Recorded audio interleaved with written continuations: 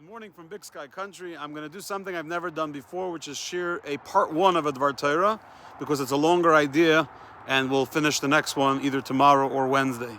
In this week's Parsha Kisavai, Moshe Rabbeinu tells the Jewish people that when they go into Eretz Yisrael, they're going to stand by Har Grizim and Har Evel, which is near Shechem, near Nablus in Eretz Yisrael, and there's going to be 11 curses, and then there's going to be brachas. In other words, we're going to reaffirm the covenant between us and Hashem, specifically emphasizing 11 different items in which the Jewish people would be cursed if they chose such behavior, and then of course the opposite being the blessings of the Shvatim, the tribes, if they behave properly.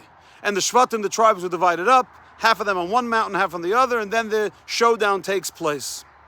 Rashi tells us that there's 11 curses, because 11 of the tribes are represented in those 11 curses, because Shevet Shimon, the tribe of Shimon, who did not receive a direct bracha, a direct blessing from Moshe Rabbeinu at his passing in Parshas V'zei Bracha, are not recorded here for the curses, because they're not even recorded for the blessings, and therefore they would have no blessing to protect them against the potential curses. What are the curses and how do they relate to each tribe? The Abarbanel, the Maskil David. There's different commentators who tell us different reasons why these specific, and how each one of these 11 is connected to a specific shevet, to a specific tribe. But all of those commentators are relying on information that would only happen later, that would only come forth in psukim, in verses that are referred to later. The Rebbe has a unique approach to these 11. I'm going to share with you the first 5 today and the last 6 tomorrow. And I hope you'll enjoy the journey as much as I did when I learned it this morning. So the first curse says, Arer ha'isha sheyasa pesel u'masecha. If someone makes an idol, if someone makes a statue, again, idolatry. And this refers specifically to Shevet Dan, the tribe of Dan, because the tribe of Dan eventually would have an egel, a calf, in their territory in Eretz Yisrael, and therefore they are being forewarned about the inappropriateness and the prohibition against creating other entities outside Hashem. Or makla aviv v'imah is someone who treats his parents inappropriately. This refers to Shevet Asher. Why Shevet Asher? That Asher lived in a very wealthy, abundant part of Eretz Yisrael. And here the Rebbe says that wealth has the ability to make children become rebellious. Right, like in a Ben Soyer Reminder, there's Zaylul V'Soiva. They're so busy with fressing and delving into physical and materialistic pleasures that they end up rebelling and being nasty to their own parents.